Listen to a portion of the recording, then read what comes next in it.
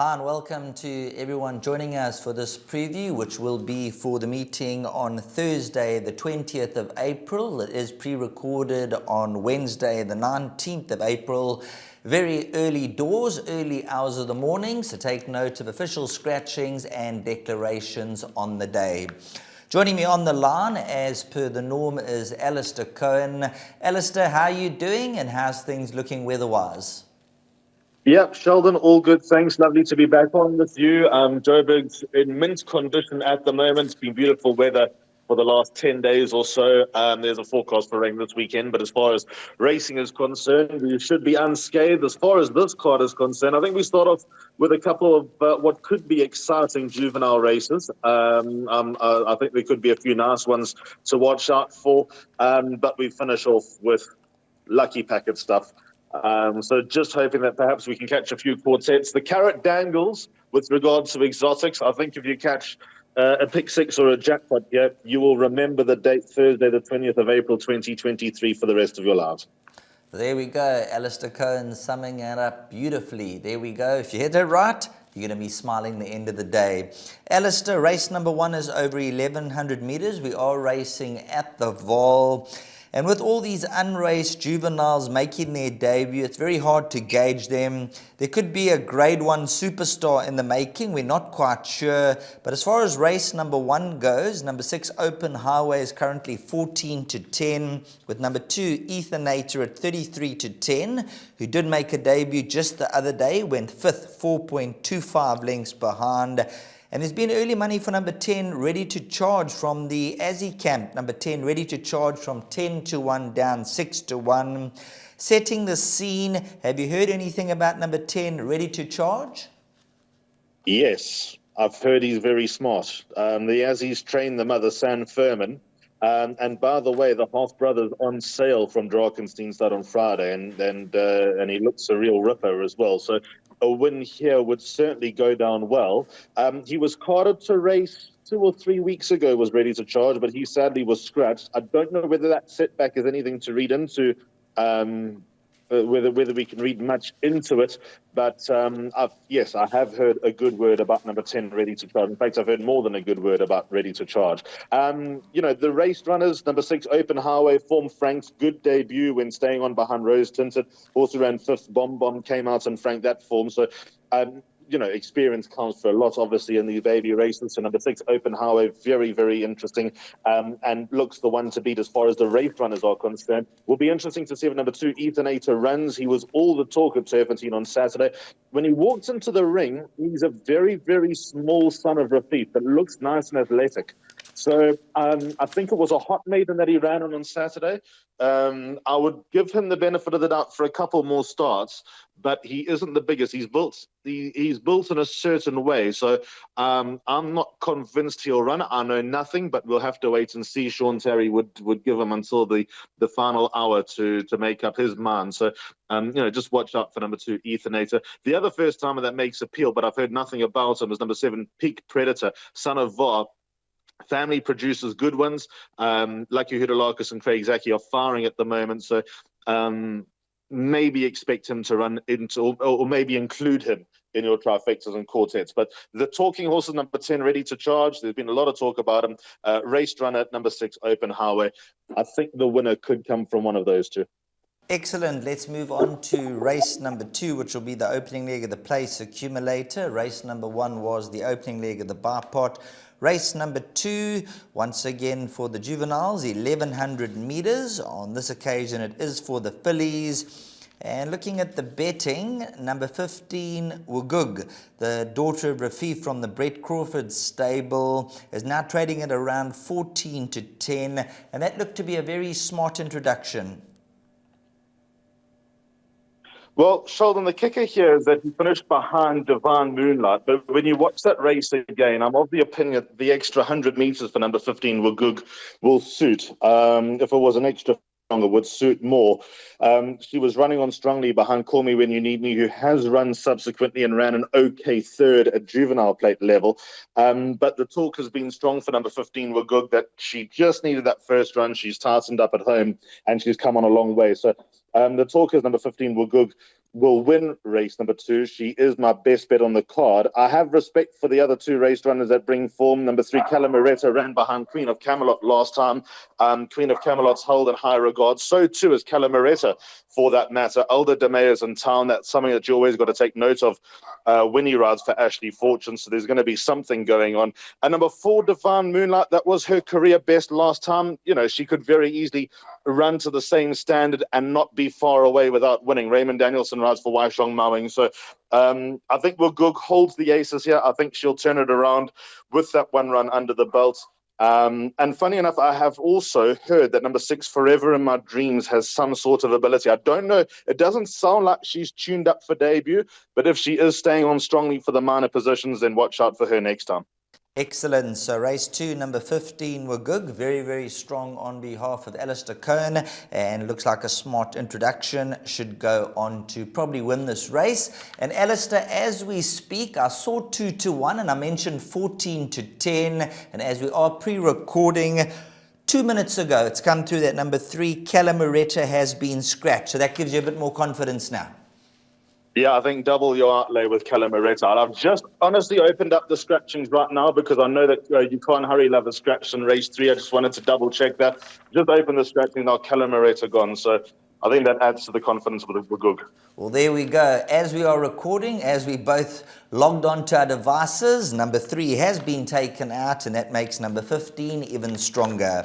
Let's go on to race number 3, which over 3,200 meters, a test of stamina. Scratch number 2, You Can't Hurry Love.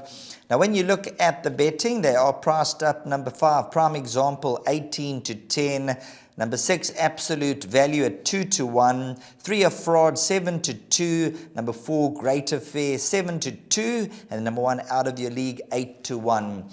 Looking at the market, Alistair, it's quite congested up top. Yeah, Out of Your League is the Derby winner, and he's at the price that he is. So I give him more than just the time of day in this middle stakes. He is now, with You Can't Hurry Love being scratched, the best weighted horse in the race. I know he's got to give weight all round, and I know that he's not one to trust. He throws, when he's bad, he is awful, but when he's good, he'll absolutely annihilate this field. So from a pick 6 perspective, sadly, you're going to have to cast your net wide in this meeting. You're going to have to play very conservatively. You're going to need a few as the legs go on. Number 1, Out of Your League, needs to go into everything. My top choice here, though, is number 3, A Fraud. It was an odd run last time on the inside track. He went to the front straight out the stalls. There was no pace on. And then Samango Kamalo on Positive Attitude decided to go around. And within a few strides, A Fraud went from first to last. Before they even went onto the back straight. He stayed at the same pace the whole way around, which for me gave the idea, we know that he stays, but it gave the idea that he'd be just better suited away from the inside track. The tight turning course, I just don't think he could find his gears. Not that he's got an unbelievable turn of foot, but he's just a horse that'll grind out the results when he gets them. So number 3, A Fraud, is my top choice, especially with the fact that he's going to get 4 kilos from number 1, Out of Your League. These 2 lightweight horses, I prefer Absolute Value over Prime Example. Prime Example fell across the line last time over Barmaid. I think that he'll need to do a little bit more. I'm not convinced 2 miles will be up his alley, whereas I think number 6, Absolute Value, will be better primed to go 3,200 meters. It's a stab in the dark with both of them. We don't know. We'll find out a lot more. The 2 most solid options in the race are 1 and 3, and then the lightweight runners, you just can't leave out. Number 6, Absolute Value, my preference are those. Right, let's move on to race number 4, which is over 1,200 meters. And race number 4 will be Jackpot 1, Leg 1. Just looking at the anti-post betting, they have the Alec Laird first-timer, number 14, William Iron Arm, the 2-year-old William Longsword, taking on the Elder Brigade, priced up at 5-2. The money has come for number 2, Saka Gold, from 7-1 down 9-2. And then we have number 12, Shiny Silver, also at 9-2. And just having a look, see, I think those could be adjustments because number 13 is scratched from your yard. Yeah, sadly he's scratched, but he'll definitely be back another day. It's a horrible race, Sheldon. Not really paying much attention to the betting. I think numbers 8 and 9 are 2 horses that you need to consider here. Number 8, Look to the Stars, 3rd run after arrest. His last start was just all wrong, but it is a very strong form line. She's drawn towards the outside. So I think that she can do a bit of damage in a field of this nature. And I think number 9, United We Stand, first run for Paul Matchett, could be a horse to watch out for. Her penultimate start to Renee. Renee came out and ran a cracker in the Oaks. I know we're not comparing apples with apples because Renee won a maiden over 1,200 metres. She's now got black type over 1.5 miles. So she's obviously just come a long, long way and a much better horse over an extended trip. But with that said, United We Stand has more appealing form than a lot of the others in this race. I respect the money for number 2, Saka Gold. The local debut was very, very average to say the least, but had excuses, was cut into, get straight him on board. So can make a case for him, although I put a couple of bigger prices ahead of him. And number 3, Full Go, not that you can go to the well with a 27-run maiden, but I don't think he'll be too far away. I can see him running another place. On to race number 5, and this is another very interesting contest. We have a horse called Winter Greeting, number 4, now with the Sean Terry stable. Went to Cape Town, Kenilworth, won beating Fun Zone, and then took her place in the Gold Rush race, which was worth 7.5 million rand, and not disgraced, 2.45 lengths behind Royal Aussie. The form line's been well franked, and this is the horse that's probably the one with the most scope for improvement. Yeah, and there's an extra winner out of that form, and the hope of Dave the King, who won on Tuesday at Turfington and won nicely. I don't think she stayed, and she ran a very nice race last time. She just ran out of puff over the final 200 metres, so I think coming back to basics, back to the sprint, will help number 4, Winter Greeting, to no end. She takes on good, hard, grizzled, well-performed horses in this race, so it won't be plain sailing. I think number 5, Lucy in the Sky, is a chance as well. Only got given 3 points for that win over Golden Aspen. There were a few nice youngsters in behind on that occasion, so she could still be one step ahead of the handicapper. She's always good value for money, and she showed good versatility last time because she was almost stereotyped as a horse who could only win races from off the pace, but last time going to the front on the inside track, and she landed on that occasion. So as a 5-year-old mare, I think she's almost opened up an extra dimension to her repertoire. But yeah, number 4, Winter Greeting, definitely the improver in the race. And another horse that I have a lot of time for, and she's always done me well, is number 1, Midnight Gem. Dennis Schwarz rides for a very, very shrewd man, Philip Labuschagne. Her penultimate win was out of the top draw when she just ran like a filly possessed, and then last time may have been a bit too strong for her. So coming back to calmer waters, number 1, Midnight Gem's another horse to consider. So I think the winner comes from 1, 4 or 5. Excellent. 1, 4 or 5. That's for Alistair. I'm glad he touched on the 1 and the 5 because they're both horses who have got definite claims. That'll take us on to race number 6 over 1,200 meters. So that'll be a very, very good speed race down the lane, 1,200 meters. From your stable, Candice Dawson, number 2, Mini Coupe. Now, if you look at the overall form, very, very consistent.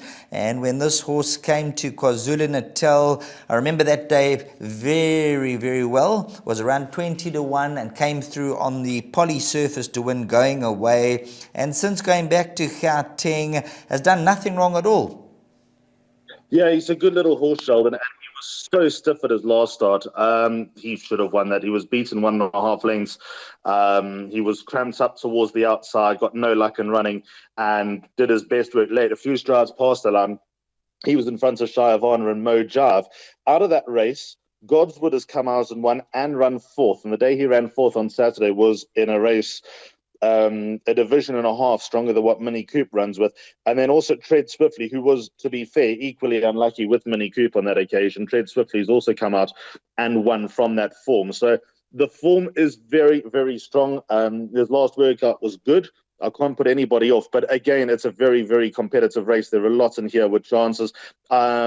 Just going down. Number 7, Black Egret's done very, very well. I know he's a one-time winner, but his consistency is a huge positive. I don't think he stayed at his penultimate start over 1450.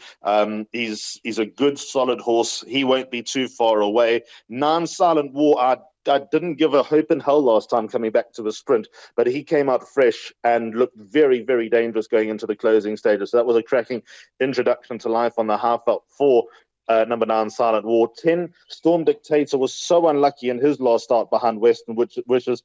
he actually should have won on that day. So you got to respect his chances. And a horse that's been on my radar, I wish it wasn't a 1,200 meter here. But number 13, Mr. Maloney, you'll know a lot more from his Durban days.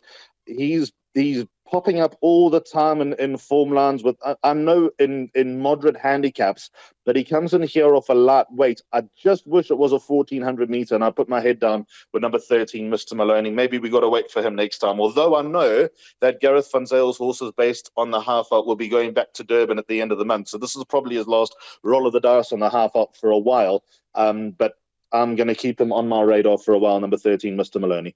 Yes, number 13, Mr. Maloney. I've called him home on a couple of occasions when he's come through to win, so certainly a horse worth factoring into the minor positions. And as you mentioned, when he comes back to KwaZulu-Natal, certainly factor him in. On to race number 7 over 1,200 meters. And Alistair, I was going to ask you for a straight line quartet, but you set me straight. Certainly not going to be in this race. These last two races are heavy, Sheldon. I prefer race 7 more than prefer race 8. I think number 2, Blue Waters, coming back to 1,200 meters, probably makes her the horse they need to beat. I thought she ran well to a stage last time over 1,400 down the straight, but she just didn't sustain. Well, she actually stayed on strongly, but she was just probably under pressure to make sure that she saw out the distance. She kind of did. She probably didn't. So I think coming back to 1,200 meters, number 2, Blue Waters, is the one they all need to beat. I'm not going to try and overcomplicate this race, because if I do, I'll be talking about it for a long time. Also, that Lollapalooza, I think, is better around the bend, so I'll wait for her to go back on the inside track. Number 4, There She Goes, has strong claims after running against far stronger last time. She's got more weight to carry. She got a £2 penalty for being a loser last time out, which I always think is a bit unfair and a bit of a blow, especially at handicap level, but it is what it is. So 4, There She Goes, I have a lot of respect for. 6, Samoa will run her race. 10, Love Bite was quite encouraging last time on the inside track, but she's got an extra 200 meters to encounter. She's not performed over 1,200 meters. She's looking like a 1,000-meter specialist. And that's pretty much it. Horse to beat, number 2, respect for numbers 4 and 6. And I'm looking for a horse at a big price here that might be able to sneak in. Sure. You know what the bottom line is, Sheldon? Something at 33 to 1 is going to run to the first 4. I hope the punters find it. Maybe number 19, Meet the Captain, is the answer. Running in a straight line for the first time in a while. I think that helps her. Well, let's go as wide as our budgets will allow in race number 7. As you heard at this stage of the game, I think there are 19 runners that will be going down, with the scratching of number 15, Pink Diamond, at this stage. So 19 runners hurtling down. It's going to be very, very interesting. That'll take us on to race number 8, and things don't get much easier. Once again, a very big field. At this stage, 20 runners carded, so a full field of 20 runners. Luck's going to have to be on your side when it comes to race number 8. But I believe you found the value in number 6, Quantum, from the Alec Laird stable. Now, remember going back to the 20th of December when the money flowed on from around 14 to 1 down 6 to 1. Got up to beat QC Azul. Just seems to me that the handicapper hasn't really dropped Quantum down really to a 75 from a 78, but certainly at 12 to 1 could still be value in this contest. I like her, Sheldon, because I know that Alec Laird has always held her in high regard. But as you can see, consistency is not her strong point. But there was evident signs of life last time, and when given different tactics and staying on pretty strongly behind Escape Artist, who of course won again and then ran 4th over the weekend in a much stronger race than this. Caden Brewer's back on board. It looked like the Vaal was favouring the outside when they last ran down the straight on Work Riders Day. So drawn towards the middle outside, I think there'll be options for number 6, Quantum, and with that potentially new style of running, she might get a nice pace to aim at and come scything through over the closing stages. So I think number 6, Quantum, definitely represents the value. I mean, she's run 6 lengths behind the Gauteng Fillies Guineas winner. So that's got to be a big feather in her cap as well. She's probably in the right race. Yeah, I agree with you. The handicapper could have probably relieved her a little bit more. But if I'm right, then the handicapper will be very, very pleased with himself that he's only relieved her as much as he has. 13 Batik has been a model of consistency. I thought when she won, that would be the end of the road, but she's not stopped earning. 14 Mama Quera, I was with her in such a big way last time out. I thought she got a little bit unlucky at the top of the straight on the inside track. And when you lose your momentum there, you're gone.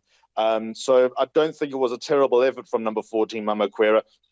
I don't think she'll be all that far away, but this really is a tricky race. For me, I'm not going to go all in on Quantum, but I'm going to suggest a good each-way play. Race 8, number 6, Quantum, certainly at the price that she is. I think she'll be in the first 4, and obviously with 20 runners in the race, you'll get 4 places on the tote, and I'm sure we'll get more than just our money back if she ran in the first 4. Excellent. There's just one other horse I'd like your opinion on, and that is number 1, Lady Calavera, around 10 and 12 to 1 with Pierce Stratum in this saddle.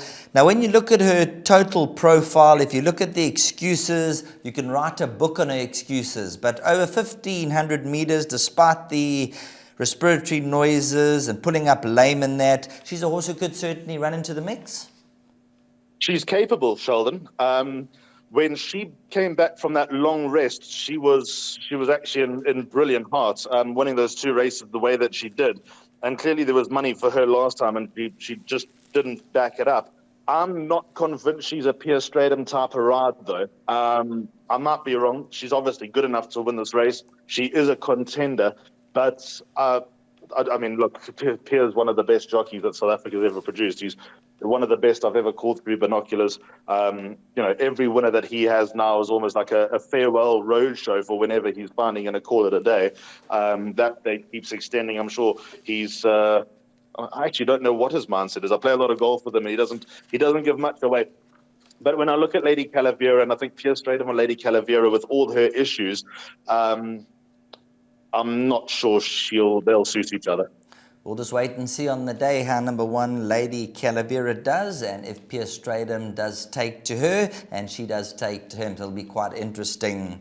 Alistair, we're going to bring up your suggested bet for the day, and then we'll greet you goodbye after that. And they're going to bring up the slide shortly, where you have a best bet and a value bet. You've elected to go with race 2, number 15, Wagug, as the best bet. And as we heard earlier on, that scratching of one of the fancied horses will make it a lot easier for Wagug, and hopefully that will be spot on the target. And then the value bet, we both like race 8, number 6, Quantum, and just hoping the handicapper might have relieved her a bit more in the recent runs, but is good enough to finish in the money. As always, Alistair, thanks very much for being of guidance on the show. Wish you all the best, and we'll chat to you soon. Sheldon, always a pleasure. Thank you so much. And looking forward to the coming weeks. It's going to be good stuff here all around the country, actually, with champion season starting, the championships up and the Highveld ending, and also some very, very good stuff coming from Cape Town this weekend. It's a good time to be a racing fan. Hopefully Thursday is not quite as scary as it looks. We'll chat to you then. Take it easy, and hopefully the horses do it for us on the track. Thanks very much to Alistair Cohen joining us on the line, giving us the selections. And as you heard, the latter part of the card, very, very tough. All in all, best of luck to each and every one of you. And let's see if the horses can do it for us on the racecourse.